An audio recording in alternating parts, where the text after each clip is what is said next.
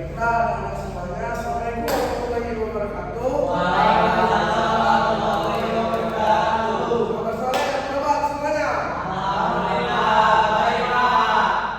Robi, sehat nggak hari ini? Alhamdulillah sehat Pak. Bacan, sehat hari ini? Ada demam Pak. Oh, ada demam. Tapi sekarang ini lah bisa mulai belajar nggak hari ini? Bisa. Nah, jadi kan kemarin itu Pak Farjan itu sudah mengajari metodologi dasar tentang ini apa mistar ya, penggaris. Nah, kali ini bersama Bapak kita bakal membahas jangka sorong. Nah, untuk pengukuran itu kan ada dunia industri maupun apalagi kalian nanti di kelas 11 dan kelas 12 bakal memegang mesin bubut dan juga mesin kais. Nah, itu kan sangat diperlukan. Nah, kira-kira bisa nggak kalian mengukur benda atau diameter itu? Diameter itu bisa ada benda bulat itu menggunakan penggaris kira-kira. Bisa nggak? Bisa. Nah, benar. Kalian sudah tahu bisa nggak bisa dong. Jadi kali ini kita bakal bahas tentang jangka sorong. Jangka sorong ini memiliki ketelitian yang sangat teliti. Nah, kalian tahu nggak kira-kira ketelitian jangka sorong itu berapa? Ada tahu nggak? Boleh tunjukkan? Boleh tinggal berapa? Ini Pak, 0,001. Oke, benar 0,01 milimeter. Siapa lagi? Ini Pak, Boleh? 0,010 Pak. Nah, 0,10. Nah, aduh, Robi. Jadi ya kita bakal bahas itu di dalam PPT ini. Kebetulan kita baru dapat tinggi dari Pak Prabowo. Jadi lebih canggih lah ya. Kita jelasin kan. Langsung aja kita masuk ya. Nah, tujuan pembelajaran kita hari ini adalah yang pertama kita tuh bakal menjelaskan fungsi sama kegunaan jangka sorong tadi agar pengukuran itu presisi.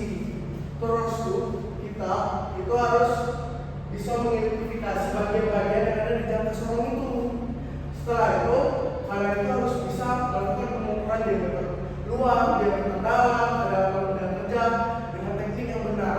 Karena jangka sorong itu mungkin kalian baca mudah untuk melakukan, tapi hasilnya itu susah. Yang keempat itu kalian itu harus membaca skala Nonius dan juga skala utama. Nah, mungkin kalian di sini belum ada yang tahu skala Nonius, skala utama, dan yang terakhir itu kalian itu harus menunjukkan sikap teliti cermat dalam melakukan pengukuran, dan itu bakal bapak nilai.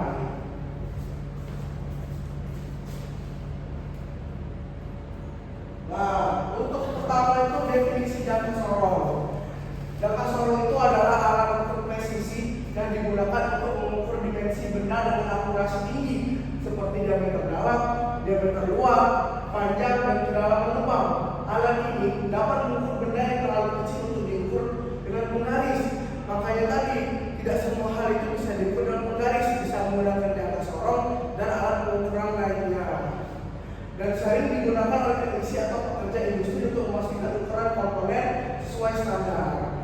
Kalian nanti kan bakal ada mungkin praktek di industri atau di mana. Nah, kalian bakal sering ketemu jangka sorong ini. Apalagi nanti kalian bakal bekerja di industri. Nah, di industri itulah kalian bakal sering menggunakan jangka sorong ini untuk mengetahui benda-benda kerja atau hal-hal yang bakal kalian buat.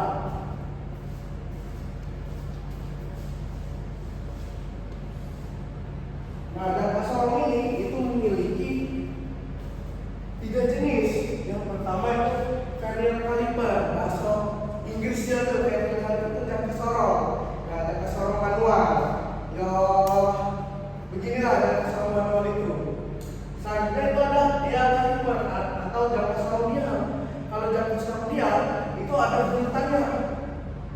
Kebetulan Bapak tidak membawa jangka sorongnya, itu tersedianya ada di lab karena tadi kunci lemnya dipegang oleh kepala lemnya mau kemana, jadi ya Bapak cuma membawa jangka sorong manual saja. Dan yang terakhir yaitu ada digital caliper atau jangka sorong digital. Ini sangat enak, kita tidak perlu membaca lagi pada saat kalian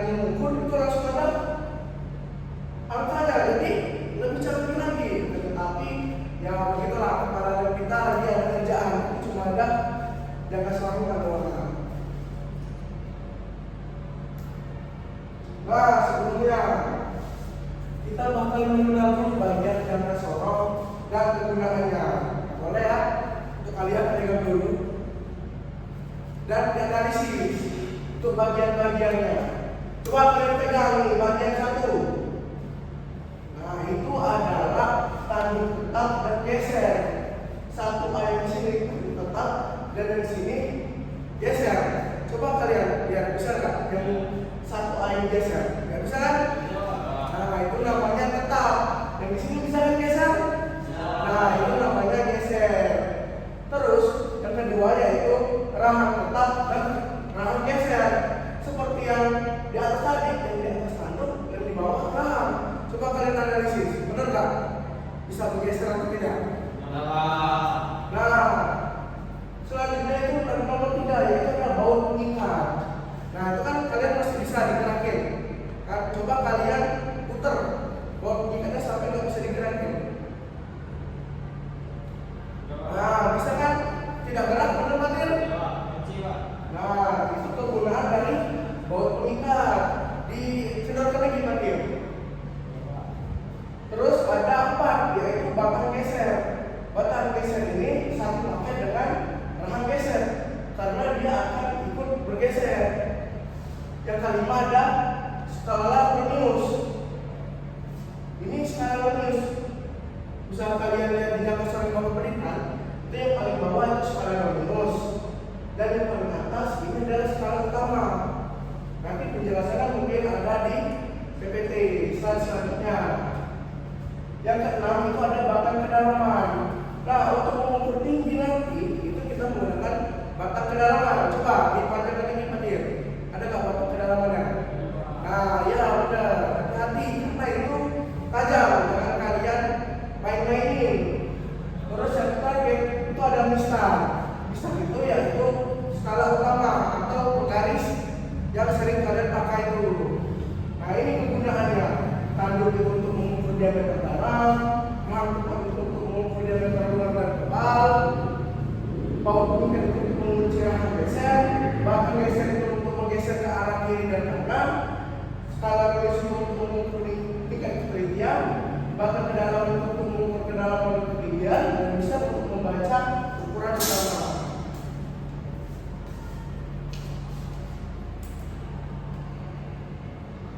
Kita masuk ke macam-macam pengukuran dalam jangka sorong.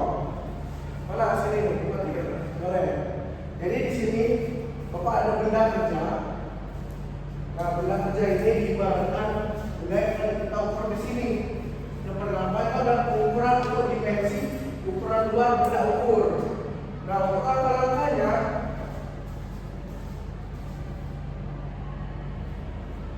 yaitu ada bukan rahang mau misal sorong menggunakan rahang tetap dan rahang gerak. Kita itu menggunakan rahang tetap dan juga rahang gerak. Jadi, kita gunakan rahang tetap dan rahang gerak. Terus benda itu kita pasin. Nih, begini sampai pas. Nah, setelah pas itu kuncilah mistar sorong. Kuncinya itu menggunakan baut ini anak-anak. Kita kunci.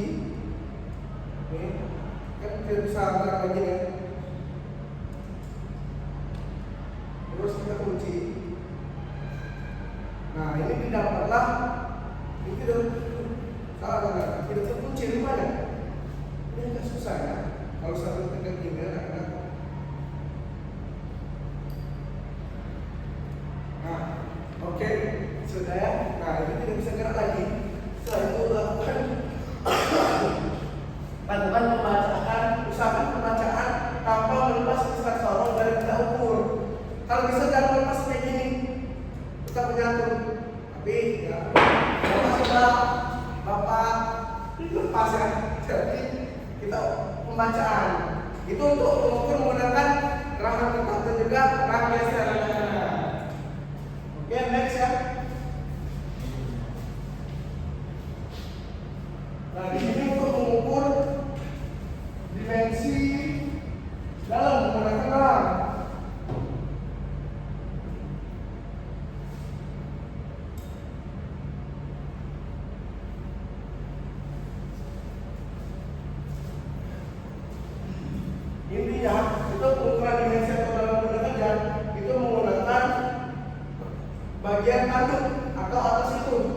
kanan geser untuk mengukur ukuran dalam dan kandung gerak, kunciran kita sorong dan lakukan pembacaan. Nah, betul benda yang Bapak buat tadi itu tidak bisa mengukur, intinya itu begini, rekan-rekan. Nanti kalian kunci lagi, itu tuh untuk mengukur dalam sini. Nah, di sini tidak ada lubang, jadi ya kita tidak bisa mengukur ya.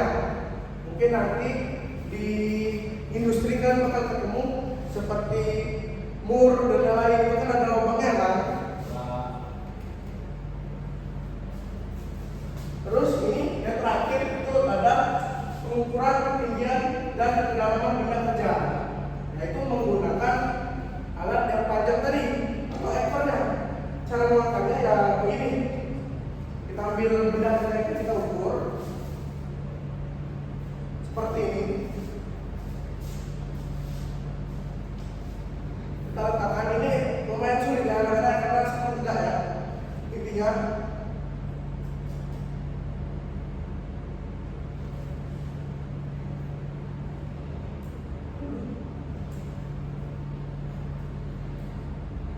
sulit ya. Nah, sampai pas gini. Dan ini harus lurus, tidak boleh belok-belok kayak gini. Pada saat ini sudah, itu kalian kunci. Karena di sini saya bertegak itu lumayan sulit. Nah, intinya pas sudah mentok, itu kalian kunci. Kalau bisa lurus begini. Seperti yang pada gambar ini. Bukan geser sehingga batang ke dalam kuas seperti yang sudah diperhatikan tadi. Masukkan batang ke dalam alur atau coakan yang akan diukur dengan tegak lurus, bila tidak akan terjadi kesalahan.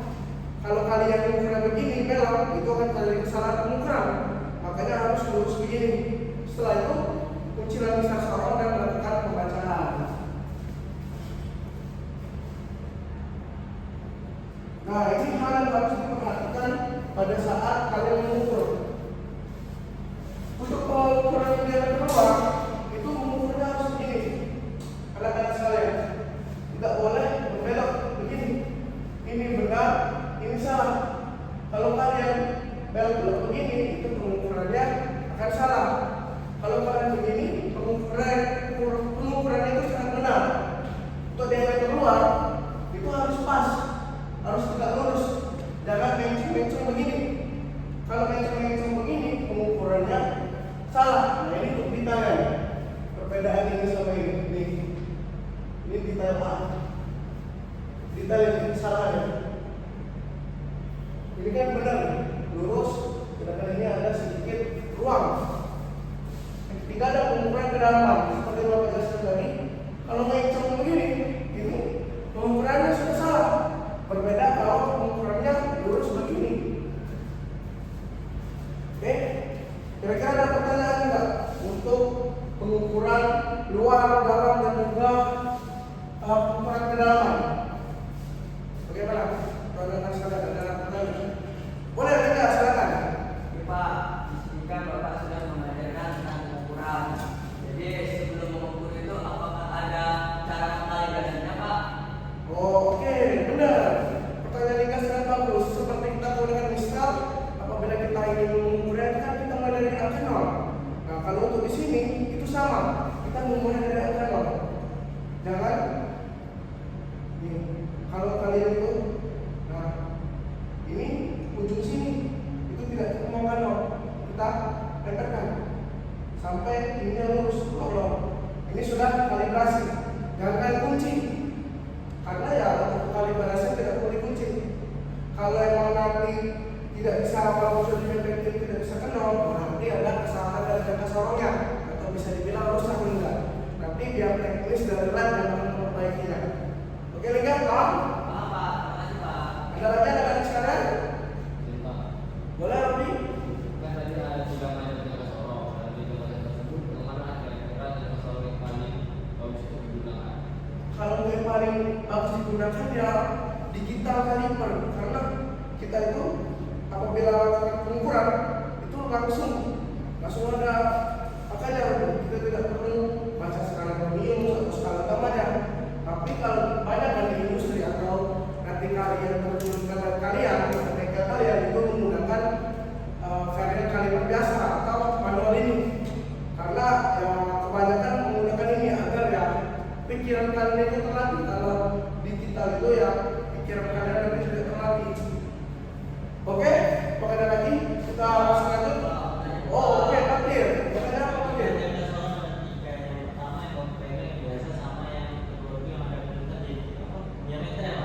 Ya, dia.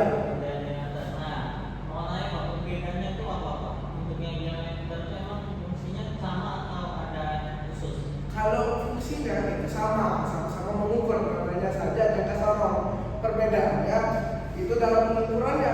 Kalau pengukurannya dia itu seperti ada bulan. Nanti Pak kalau kita ukur nanti ada angkanya itu muter.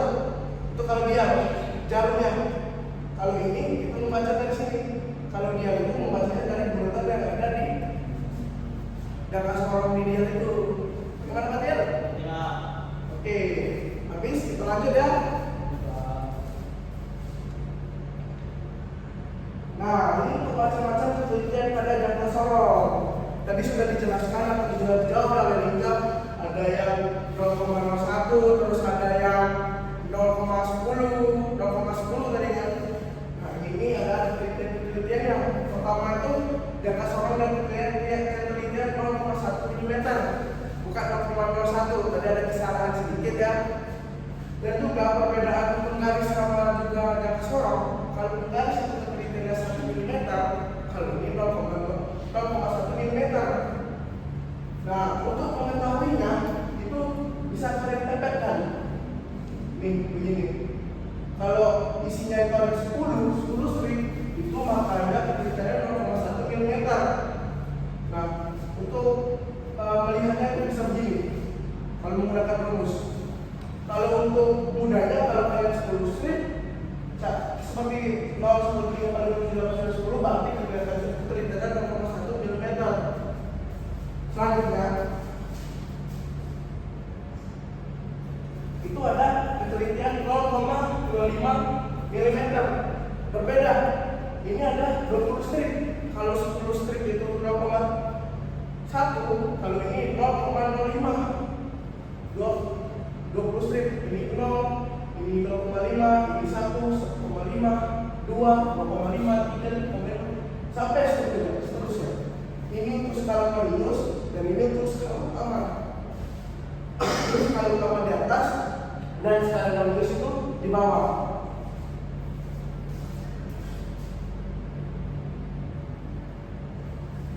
Nah, ini ada jangka sorong dengan penelitian 0,02.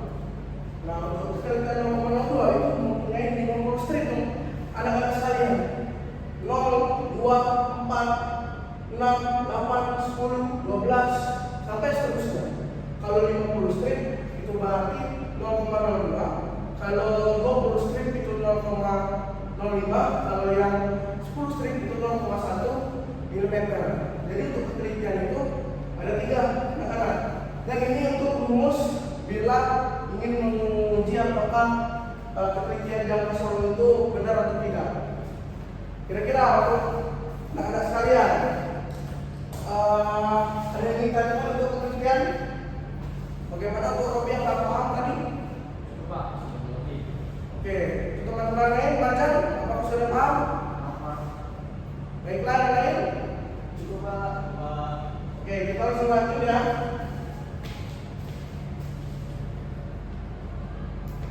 Nah, ini untuk cara pembacaan skala pada jangka sorong.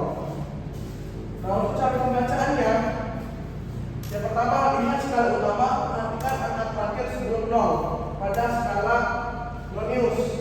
Nih, kalian boleh pegang. Ini skala utama yang paling atas, skala Lonius paling bawah. Nah, untuk penelitian dari jangka sorong itu 0,1. Nah, jadi kalau bisa dilihat dari sini, itu bisa lihat skala utamanya itu 9. Kenapa 9? Kita lihat dari angka 0 skala Lonius. Kalau kita mengukur berarti angka yang 10, berarti angka yang 10. Kalau ini 9, berarti angkanya di 9. Untuk skala Loniusnya itu kita lihat yang paling lurus. Seperti ini kan, lurus kan? Kebetulan ini 3, 1. Yang ini lurus kan, bukan ini. Ini yang kita lurus, tapi agak bengkok. yang ini lurus. Nanti misalkan melihat pengukuran, habis kalian melihat ini, kalian tulis 0, terus kalian cari yang paling lurus. Dan skala normal dan juga skala minus. Terus lakukan perhitungan. Kebetulan di sini ada 1, 2, 3 ini paling lurus. 3 strip dikali 0,05 karena ternyata ada 0,5 berarti 0,15. Tadi 9 ditambah 0,15 menjadi 9,15. Itu untuk membaca pembacaan ganda sorong.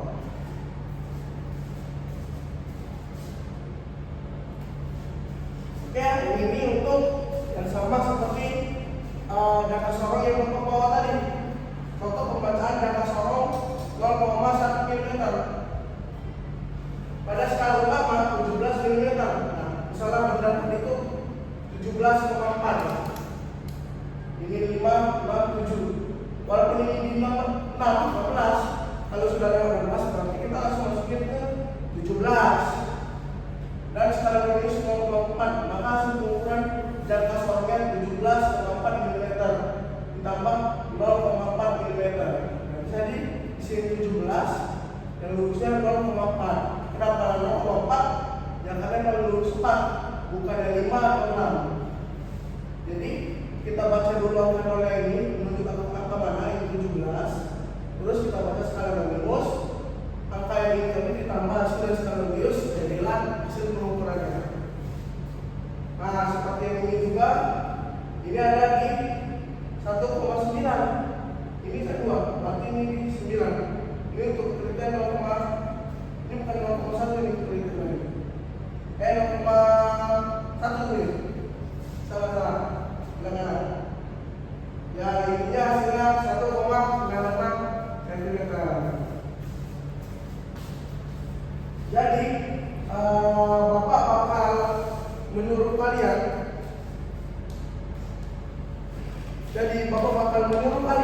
Untuk mengukur dimensi ini. Yang ini untuk lingkar, yang ini untuk patir dan juga marjan, dan ini untuk robin. Silakan Bapak kasih waktu selama 7 menit, 5 menit. Benar atau tidak?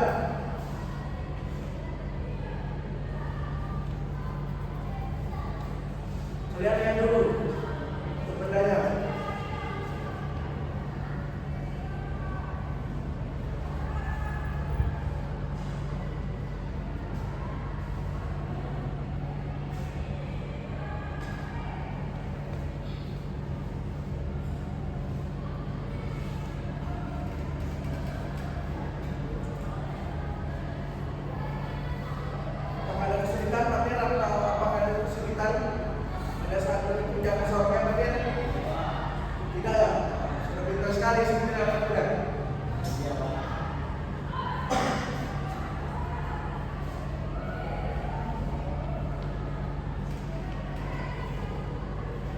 Itu pakai jangan lupa baca juga dikasih dulu.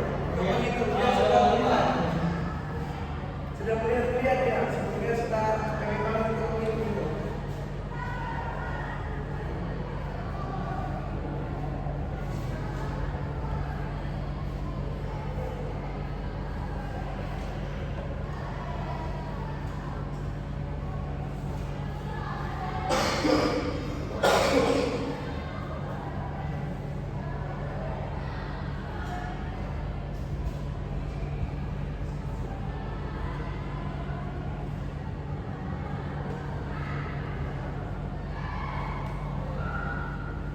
Oke, sudah semua? Percaya? Silakan untuk hingga presentasikan hasil yang sudah kamu dapatkan tadi dan bagaimana kalian mendapatkan. Silakan maju hingga. Ayo hingga. Oke, baik Pak, terima kasih atas waktunya. Jadi setelah saya melakukan pengukuran tadi dengan cara yang ada di PowerPoint, dengan cara tampilkan seperti ini, kemudian itu, dan saya mendapatkan hasil di 41,20 Pak. Oke, 41,20 untuk diameter ini.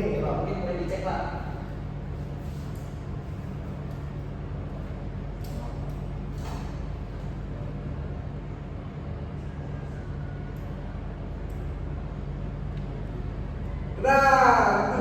Untuk diameter ini 41,20. Oke Nika, silakan duduk Nika. Nanti untuk hadiahnya bakal dikasih setelah jam pelajaran ini ya.